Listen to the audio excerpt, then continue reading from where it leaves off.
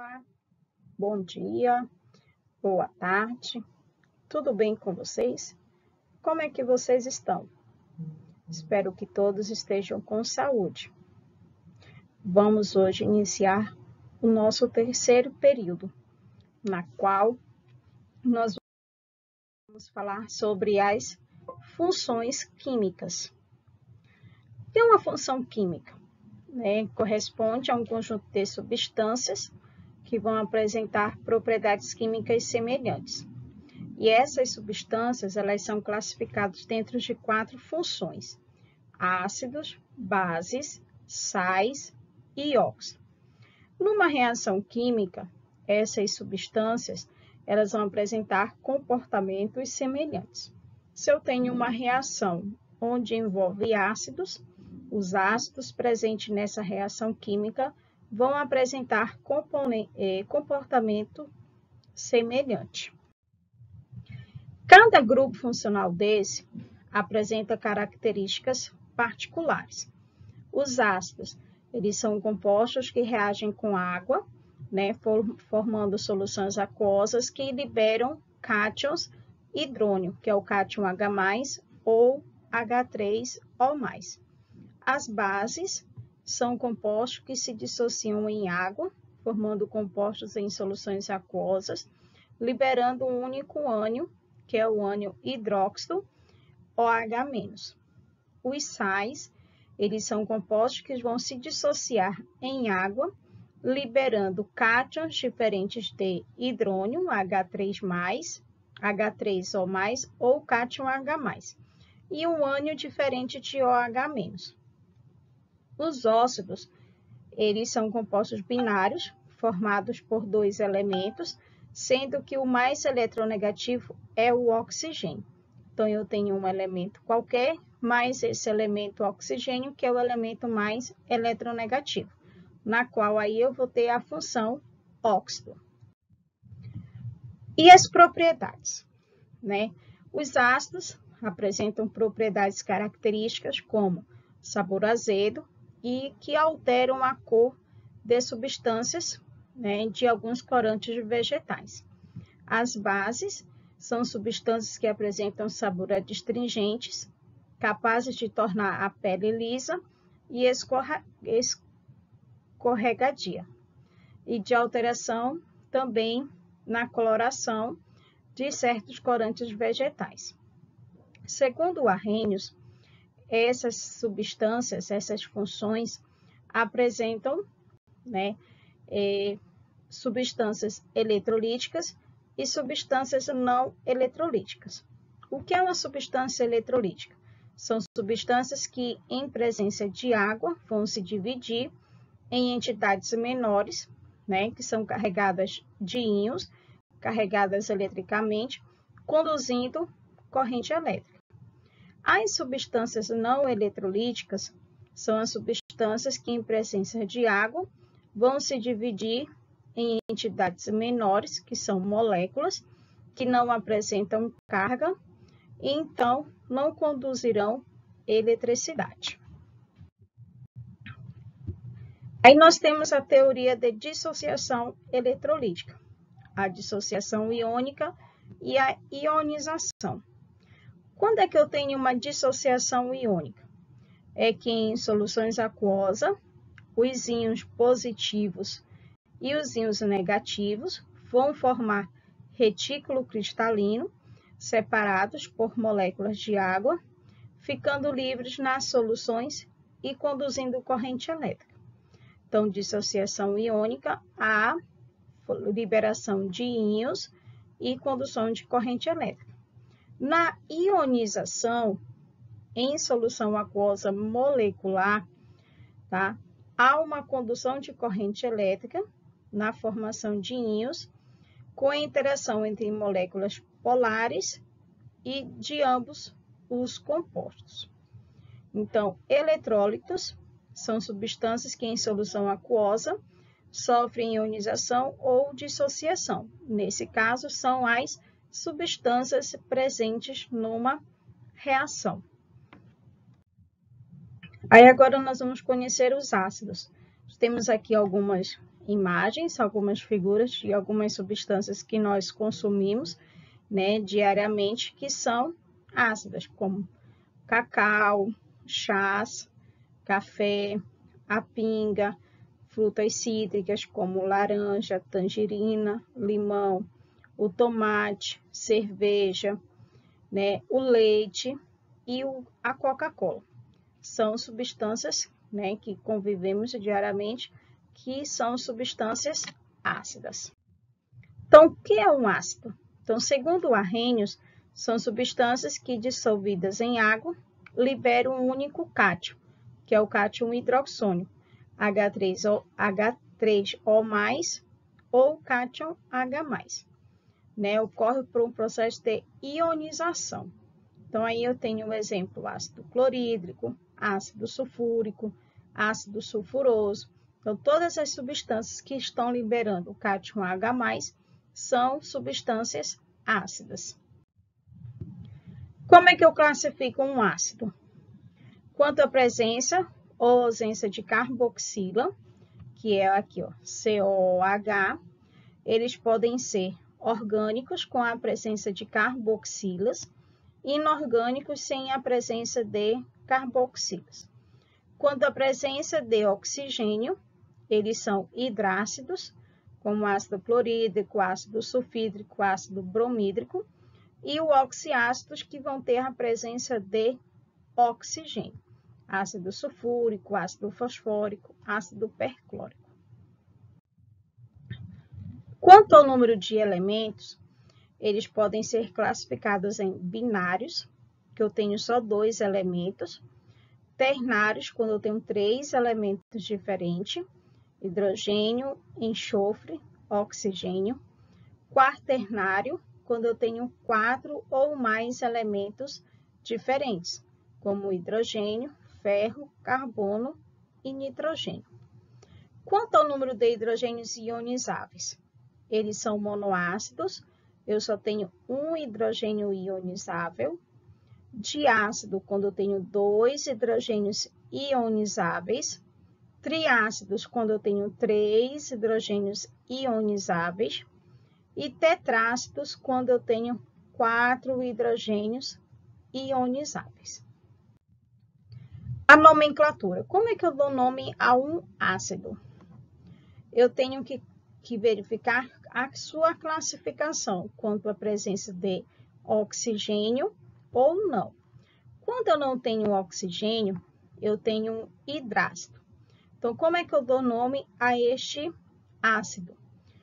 Inicio com o prefixo ácido, o radical do elemento, seguido da terminação hídrico.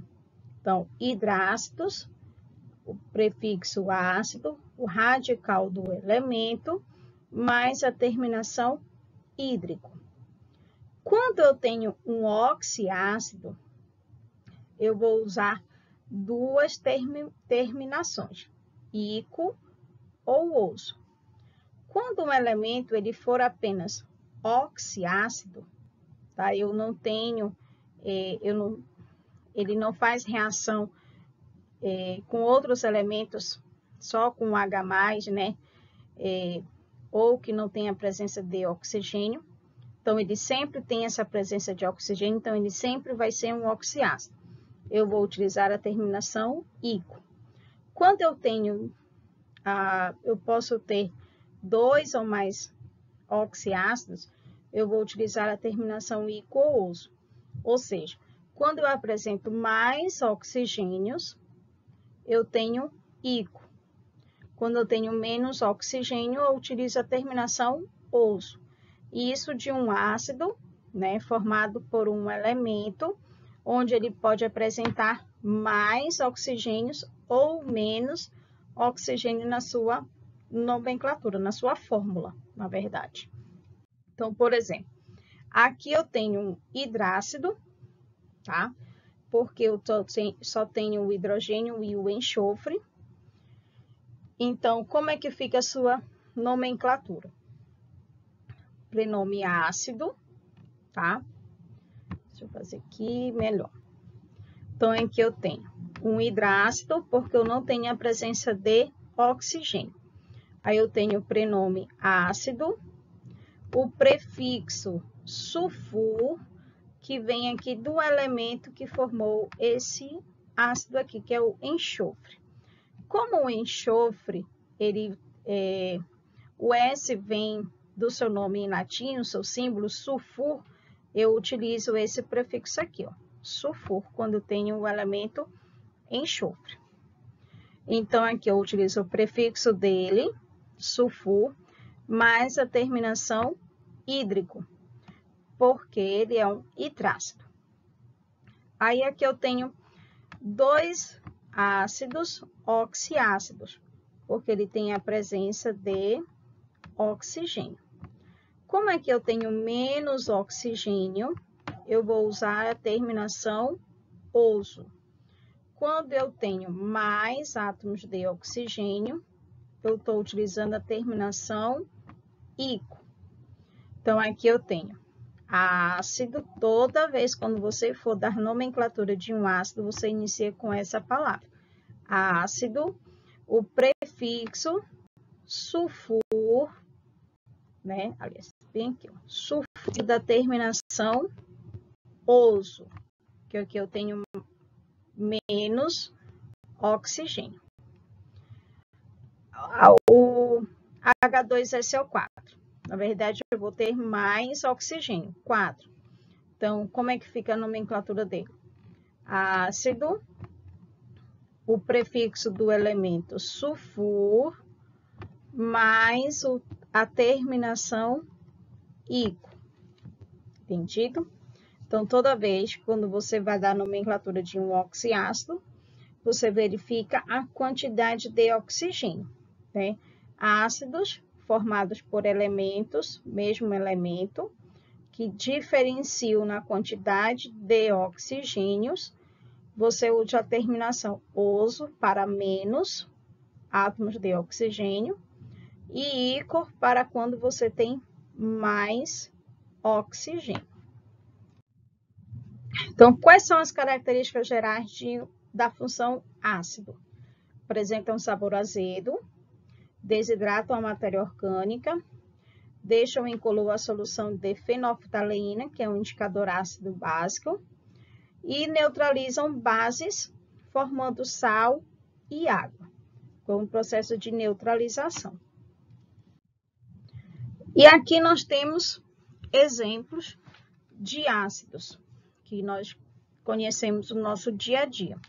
O ácido sulfúrico, né, que é um ácido, ou conhecido também como água de bateria, que está presente lá nas baterias de automóveis, motocicletas. Ele é um líquido incolor e oleoso, que apresenta densidade de 1,85 gramas por centímetro cúbico. É um ácido forte, reage com metais, originando sulfatos, e é muito higroscópico, tá? E é muito usado para medir o desenvolvimento industrial de um país. O ácido clorídrico, conhecido como ácido muriático, é uma solução de hidreto de cloro em água, apresenta um forte odor, além de ser sufocante. Muito utilizado na limpeza de peças metálicas de superfícies de mármore. E é encontrado também no suco gástrico, processo de digestão. A limpeza de superfícies com ácido clorídrico é chamado de decapagem. O ácido nítrico, ele é incolor, fumegante, que ataca os tecidos de animais e vegetais, produzindo manchas amareladas. É muito usado na química orgânica na produção de nitros compostos. Essas manchas que aparecem são causadas pela reação de xantoproteica. O ácido fosfórico, ele é um líquido xaroposo obtido pela oxidação do fósforo vermelho com ácido nítrico concentrado. É um ácido moderado, usado na indústria de vidros, preparo de águas minerais e nos refrigerantes do tipo Cola. Então, é muito encontrado na Coca-Cola, na Pepsi, né, nos refrigerantes à base de cola. Seus fosfatos também são muito utilizados como adubo, né, formando o fertilizante chamado NPK. As bases. Segundo Arrhenius, base ou hidróxido é toda substância que dissolvida em água vai ocorrer dissociação iônica. Vão liberar ânions, que é a hidroxila, um único ânion hidroxila. Então, aqui nós temos o hidróxido de sódio, o hidróxido de cálcio, o hidróxido de alumínio. Então, toda base vai ter a presença de hidroxila. Se não tem a presença de hidroxila, não é uma base. São formadas por metais, ocorrem por ligações iônicas, são sólidas e fixas. Como é que eu dou nome a uma base? Inicio com o prefixo hidróxido, por causa da liberação desse hidróxido, dessa hidroxila. De, preposição de, eu acho. Se é preposição, não lembro mais. Esqueci. Mas vamos voltar aqui para a química.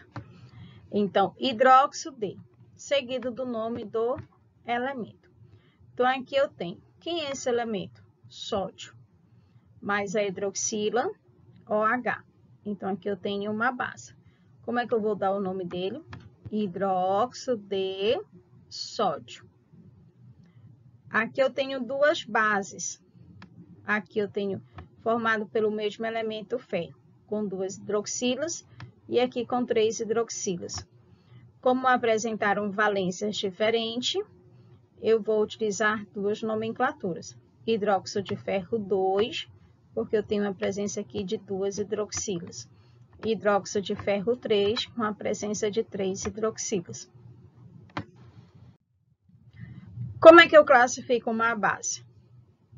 Quanto ao número de hidroxilas, elas podem ser monobases, só tenho uma hidroxila. De base, quando eu tenho 2. Tribase, quando eu tenho 3. E tetrabase, quando eu tenho 4 hidroxilas. Quanto ao grau de dissociação iônica, nós temos as bases fortes e as bases fracas. As bases fortes são formadas por elementos da família dos metais alcalinos e dos alcalinos terrosos. Toda base que tiver a presença desses metais alcalinos ou alcalinos terrosos, família 1A, 2A, eu tenho uma base forte. Uma base fraca, né? Temos aqui o hidróxido de amônio e todas as outras bases formadas pelos outros elementos que fazem parte da tabela periódica. São classificadas como base fraca.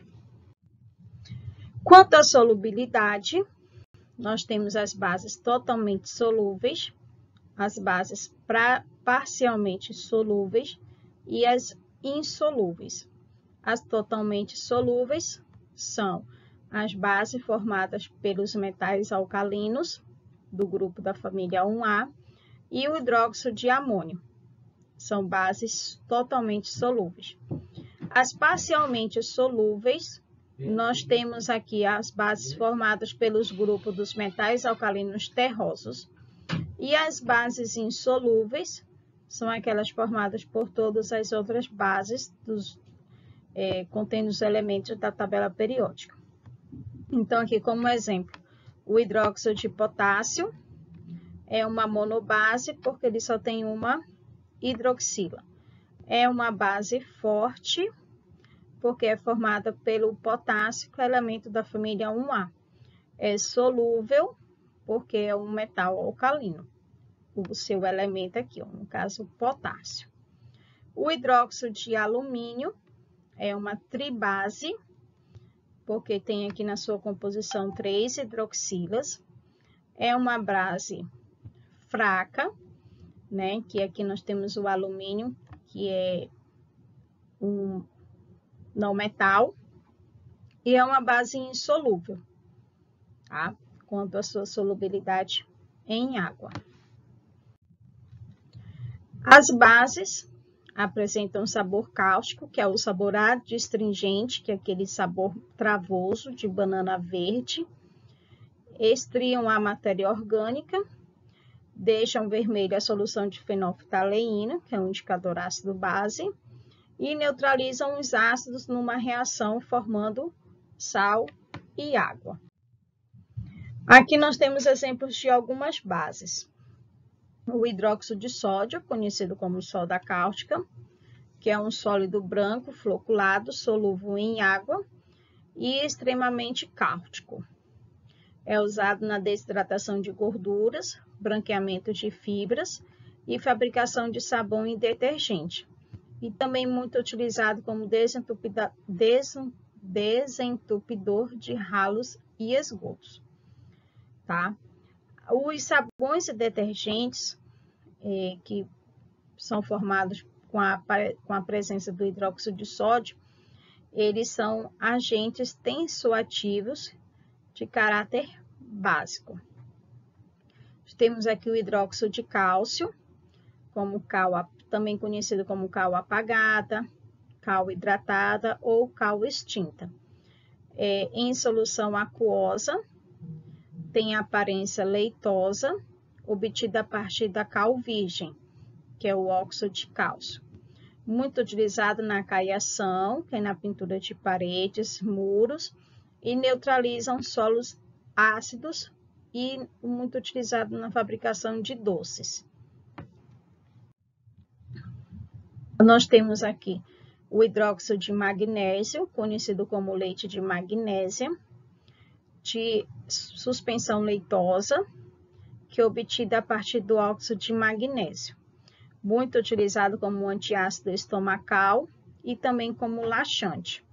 Então, quando a gente está com azia, né, queimação, geralmente nós tomamos hidróxido de magnésio, hidróxido de alumínio. Tá? Antigamente era muito aplicado nas axilas para impedir a formação de ácidos causadores de odores. O hidróxido de alumínio, que é uma suspensão gelatinosa, que pode absorver moléculas, né, que estejam em solução aquosa no tratamento de água. Também muito utilizado como hidróxido, como antiácido estomacal, tingimentos e preparação de lacas, resina ou verniz, que é muito utilizado em pinturas artísticas. Tá? Os sais. Os sais, ele é todo composto orgânico que em solução aquosa vai ocorrer o processo de dissociação, liberação de cátions diferentes de H+, e ânions diferentes de OH-. Essa reação que está a formação de sal, ela ocorre quando você tem um ácido reagindo com uma base. Aí recebe o nome de neutralização ou salificação. Então, aqui eu tenho o ácido clorídrico, mais uma base, o hidróxido de sódio, formando sal, cloreto de sódio. Ocorreu aí uma salificação. Quando eu tenho a formação de água, ocorreu a neutralização. Ok? Como é que eu dou a nomenclatura de um sal? Eu tenho que obedecer a seguinte expressão. É o nome do ânion, seguido do nome do cátion. O nome do ânion, que foi do ácido que ele foi originado, deste sal. E o cátion é o nome do elemento que foi originado através da reação de uma base. Se este ácido que originou o sal é um hidrácido que tem a terminação hídrico, você vai utilizar o sufixo eto, da terminação eto. Se este ácido ele tem a terminação ico, você substitui pela terminação ato. Se este ácido tem a terminação oso, você vai substituir P por ito. Então, aqui eu tenho um ácido, o hidróxido de sódio, perdão, ácido sulfúrico. Então, eu tenho a terminação ico, ácido sulfúrico, terminação ico. Então, ele reagiu com uma base, o hidróxido de cálcio, e formou quem? Um sal. Então, eu tenho o cátion, cálcio, e o ânion, SO4. Então, eu vou pegar aqui, ó, este ânion, que é o do ácido sulfúrico, que ele vem aqui do ácido sulfúrico. No lugar de ico, eu pego aqui o prefixo sulfo. No lugar de ico, eu vou substituir por quem? Ato. D. Aí eu venho aqui com o cátion, que é da base. Quem é a base? Hidróxido de cálcio. Então, eu vou pegar o elemento cálcio, que eu formei quem? O sulfato de cálcio. Mais água, que ocorreu o processo de neutralização. Entendido? Os sais, eles podem ser classificados como, aliás, em sais neutros ou sais normais, que são os sais neutros ou normais, são obtidos pela neutralização total, onde nós temos o H+, sofreu ionização, liberação do OH-. Então, quando eu tenho essa neutralização total, eu tenho o sal neutro. Como exemplo, eu tenho o carbonato de cálcio e o sulfato de sódio. Exemplos de sais neutros. Quanto à presença de oxigênio, esses sais eles podem ser classificados em oxais ou haloides. Oxais, quando o sal tem a presença de oxigênio. Quando ele não tem a presença de oxigênio, como aqui no caso do cloreto de sódio, ele é um sal haloide. Quanto ao número de elementos, os sais podem ser binários, quando ele tem 2 elementos, ternários, quando ele tem 3 elementos, e quaternário, quando ele tem 4 elementos, como aqui no caso sódio, carbono, nitrogênio e oxigênio. Quanto à presença de água, nós temos os sais hidratados, né? Aqui nós temos o pentasulfato de cobre, que eu tenho aqui 5 moléculas de água. Os anidros, que não têm a presença de água. Quanto à natureza, eles podem ser neutros ou normais, ácidos ou hidrogenossais, básicos, né, hidroxissais, ou duplos ou mistos. Tenho tanto ácidos quanto eu tenho base. Aqui nós temos alguns sais. O bicarbonato de sódio, que ele é um pó branco, que libera gás carbônico com facilidade durante o processo de efervescência, muito utilizado como antiácido estomacal, fermento e nos extintores de incêndio. Para neutralizar os ácidos graxos na manteiga, também é muito utilizado a presença de bicarbonato de sódio. O carbonato de cálcio, que é o mármore calcáreo, ele é um sólido branco formado por aquecimento, onde perde gás carbônico e produz o óxido de cálcio pelo processo de calcinação. Muito utilizado na fabricação de cimentos, como corretivos de solo e como fundente de metalurgia. Tá?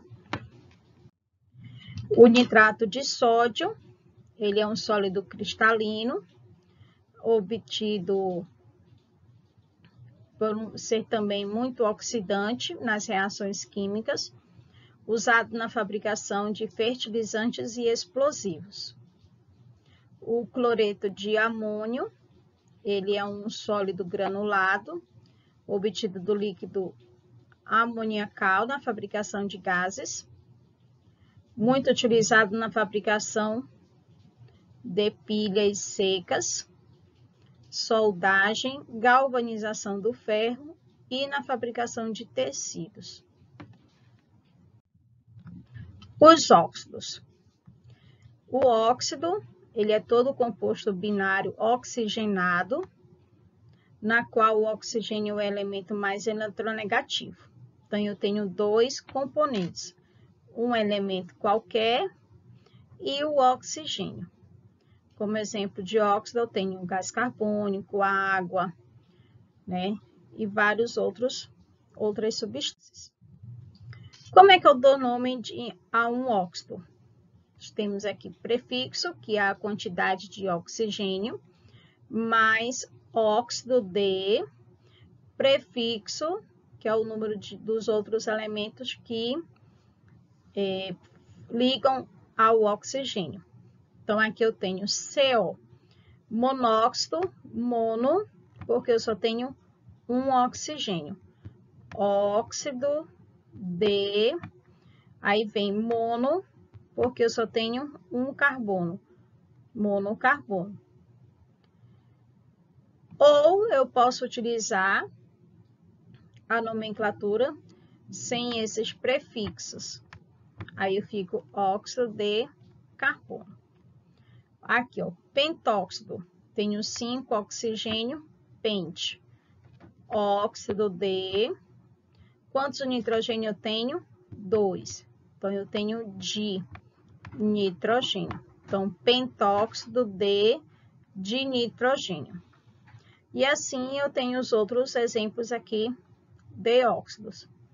Para os metais que apresentam NOx fixo, que são os que fazem parte dos grupos dos metais alcalinos, dos alcalinos terrosos, a nomenclatura é simples. Óxido de, o nome do elemento. Como é que eu tenho o sódio e o alumínio? Então, óxido de sódio, óxido de alumínio. Perdão, não são aqueles que apresentam NOx fixo, que fazem parte dos grupos dos metais alcalinos e dos alcalinos terrosos. São aqueles que apresentam NOx fixo, como o sódio, que apresenta NOx mais 1, e o alumínio, que apresenta sempre NOx mais 2, tá? Quem tem variação de NOx, nós temos aqui óxido de, o elemento, mais a sua valência, que é no caso aqui do óxido de ferro e o óxido de ferro 2 e 3, tá? Então, como o ferro, ele apresenta NOx, diferente variação de NOx, então aqui eu tenho ferro 2, porque a variação desse NOx aqui, onde ele é o óxido de ferro, chamado óxido ferroso, o seu NOx é 2, mais 2. O óxido de ferro 3, porque aqui o óxido do ferro é mais 3. Então, tem o óxido de ferro 3 ou óxido de férrico. Se eu utilizei a terminação ico, quando eu tenho mais oxigênio, e oso, quando eu tenho menos oxigênio. E aqui eu tenho alguns óxidos importantes, que é o óxido de zinco, que é um sólido branco de caráter anfótero, muito utilizado na fabricação de cremes dermatológicos, na indústria de tintas e na galvanização do ferro. O óxido de alumínio, que é a bauxita, a alumina, um sólido muito duro, dureza 9, onde é extraído por eletrólise do alumínio metálico. Na sua forma cristalizada, ele é encontrado nas safiras e nos rubis. O peróxido de hidrogênio, que é a água oxigenada, que é uma solução aquosa que se decompõe em presença de luz, utilizado como agente oxidante e bactericida, tá? Os recipientes onde contemos água oxigenada, eles são opacos para impedir a entrada de luz. Os tetrócitos de triferro, Ele é um sólido escuro que apresenta características ferromagnéticas, utilizado na fabricação de caixas de som e aparelhos em geral. Então, aqui. Então, falamos de todas as funções inorgânicas, ácidos, bases, sais e óxidos. Então, Arrhenius, né, diz que quando nós temos uma solução de ácidos, uma função ácido, porque em solução aquosa houve liberação do cátion H+. E nas bases, aumentou, né, liberou a formação de hidroxilo H- em soluções aquosas, tá? Então, segundo a reação de Arrhenius, o ácido reage com uma base, formando um sal e água. Também para identificar, né, as funções, nós temos a escala de pH, que Sorensen, em 1909, ele sugeriu uma maneira de medir a concentração de H+, e de determinar o grau de acidez ou de alcalinidade, que é para identificar quando a substância ela é ácida, quando a substância ela é básica, quando a substância ela é neutra. E aí surgiu, então, a escala de pH. Quando o pH ele é maior do que 7, nós temos uma solução básica. Quando eu tenho pH igual a 7, tenho uma solução neutra. E quando eu tenho um pH menor que 7, eu tenho uma solução ácida. Então, aqui eu tenho indicadores, né, que são substâncias que mudam a cor em função deles quando estão inseridos em meio ácido ou meio básico, tá? Que, por exemplo, quando eu tenho uma solução ácida, o indicador muda sua coloração para avermelhada. Então, o pH dessa substância, ele vai ser maior que 7, tonalidade laranjada, vermelha. Quando eu tenho uma substância neutra, tá? Geralmente, eles aparecem as substâncias de cor transparente, mais arroxeada, pH igual a 7. E quando eu tenho uma coloração verde, né, de amarelo até chegar verde, eu tenho uma solução básica, onde o seu pH ele é maior que 7. Então, aqui nós temos essa escala, né, de pH. Observe que nós temos aqui a partir da sua coloração, tá? Quanto mais vermelho fica, mais ácido. Quando vai melhorando aumentando sua tonalidade para azul, roxo, você tem a solução básica. E as neutras estão aqui mais nas soluções esverdeadas, certo? Espero que vocês tenham compreendido. Caso tenham tido alguma dúvida, nós temos aí um resumo dos conteúdos que eu já vou deixar para vocês, tanto de ácidos, bases, sais e óxidos. O nosso terceiro período ele vai se encerrar no dia 9 de abril.